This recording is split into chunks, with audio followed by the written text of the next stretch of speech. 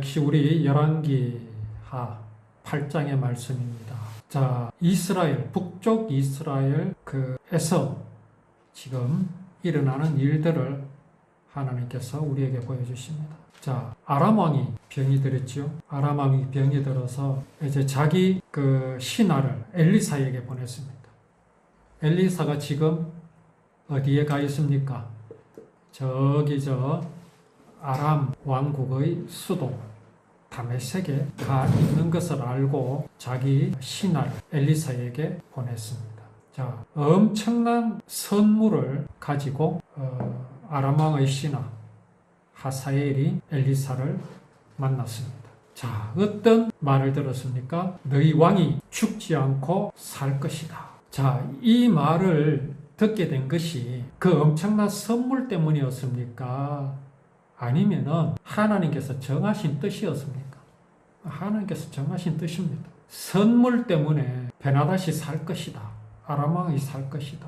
그러면은 얼마나 많은 선물, 얼마나 많은 돈을 가져가야 그 대답을 들을 수 있겠습니까? 그게 돈 때문이라면 아람 나라를 다 팔아도 모자랍니다. 그렇지 않겠습니까? 지금 아람 왕 베나닷은 자기의 운명이 어떻게 될 것을 돈으로 살려고 하지요. 그러나 하나님은 그 돈 받지 않으십니다. 자, 그리고 난 뒤에 엘리사가 그 베나닷의 신하, 심부름을 온 하사엘을 뚫어지게 쳐다보지요.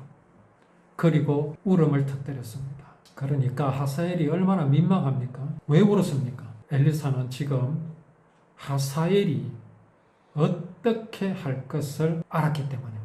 그 내용이 무엇이었습니까? 이스라엘을 쳐들어와서 성벽을 부수고 또 젊은이들을 죽일 것이고 심지어 아이 벤 여인의 배를 갈라서 그 아이를 땅에 칠 것이다.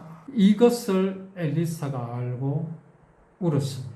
그래서 우리가 저번 주에도 말씀을 나누었지만 하나님이 지금 다 아시잖아요. 베나닷을 죽이고 하사엘이 아람의 왕이 될 것을 아시고 또 그 하사엘이 왕이 되어서 이스라엘을 향해서 어떤 짓을 할 것이란 걸 아신다면 하사엘을 없애버리면 되잖아요.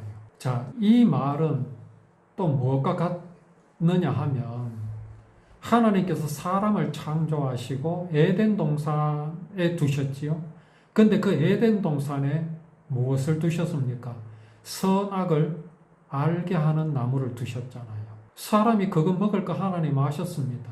그럼 처음부터 안 두셔야지요. 이거 어떻게 생각하십니까? 하나님께서 일부러 함정을 파놓으신 겁니까? 그게 아니지요. 하나님께서 그 선악을 알게 하는 나무를 두셨다는 것은 사람에게 뭐가 있다는 증거냐 하면 자유가 있다는 증거입니다. 임의대로 할 수 있는 권세가 사람에게 있다는 증거입니다. 사람이 하나님을 사랑하는 것이 강제함이 아니라 자유에 의해서 그렇게 하나님을 사랑하고 또 사랑하지 않을 수 있는 자유가 있다는 증거가 바로 뭐냐? 선악을 알게 하는 나무, 그겁니다. 그러면 여기 하사엘, 아람 왕 베나닷의 신하가 자기 왕을 죽이고 어떻게 할 것을 하나님은 아시면서도 왜 두셨는가? 이것은요, 이미 하나님께서 여호수아를 통해서 말씀하신 것이 있습니다. 가나안 땅에 들어가거든 가나안 거민들뿐만 아니라 아이들까지도 심지어 짐승들까지도 다 남겨두지 말고 멸하라 하셨죠. 그런데 그랬습니까? 그러지 않았습니다.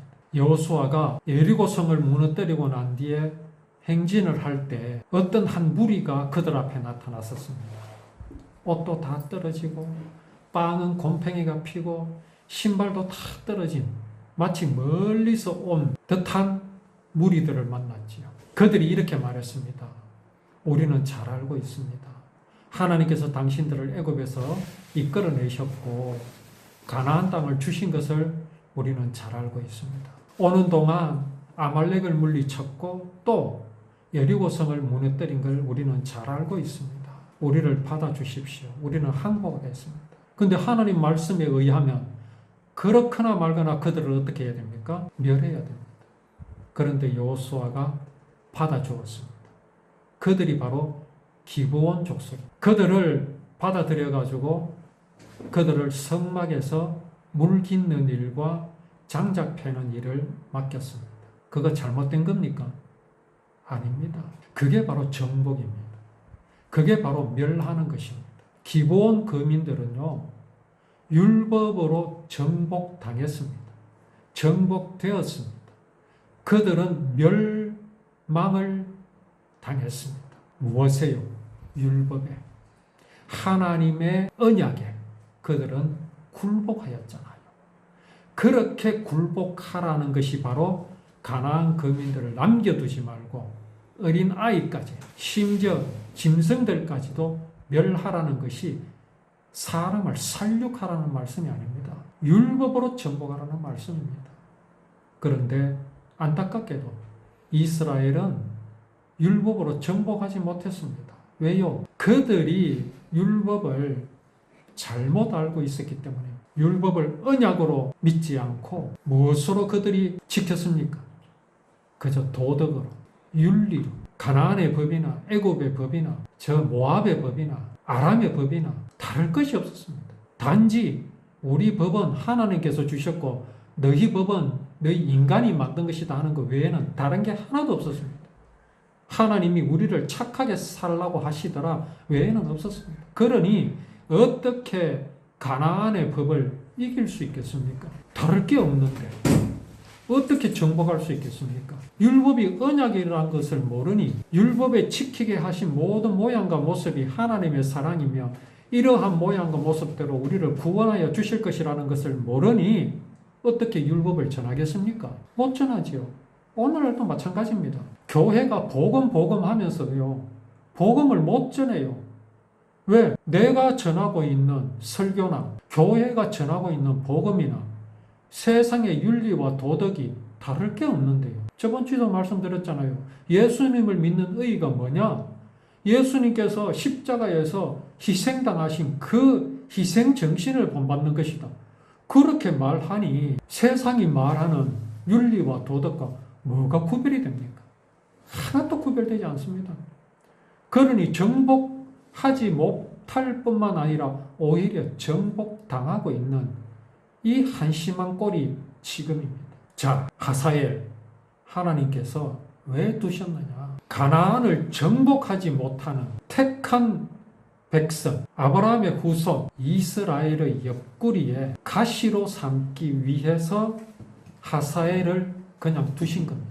이스라엘 역사는 보면요, 늘 두들겨 맞습니다. 하나님께서 모압을 들어서 이스라엘을 치시고 아말렉을 들어서 이스라엘을 치시고 블레셋을 들어서 이스라엘을 치시고 아람을 들어서 치시고 늘 두들겨 맞습니다. 왜요? 율법을 언약으로 믿지 않고 법으로 여기고 법으로 알고 법으로 지키고 있으니 하나님께서 그걸 깨닫게 하시기 위해서 그래서 하사엘을 두신 겁니다.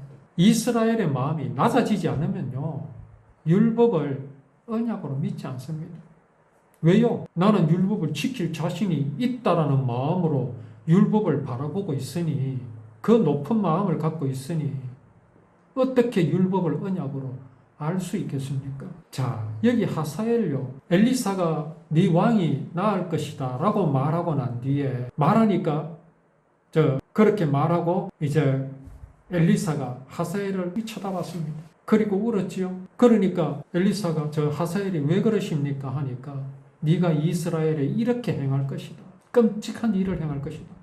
그러니까 하사엘이 뭐라고 말합니까? 나는 개만도 못한 사람인데 어떻게 그렇게 할 수 있겠습니까? 그렇지 않습니다라고 말합니다. 그런데 엘리사가 뭐라고 말합니까? 네가 아람의 왕이 될 것이다 말합니다. 하나님이 그렇게 보여주셨다 말합니다. 여기에서 바로 직전에 하사엘이 뭐라 그랬습니까? 나는 개만도 못하다 그랬잖아요.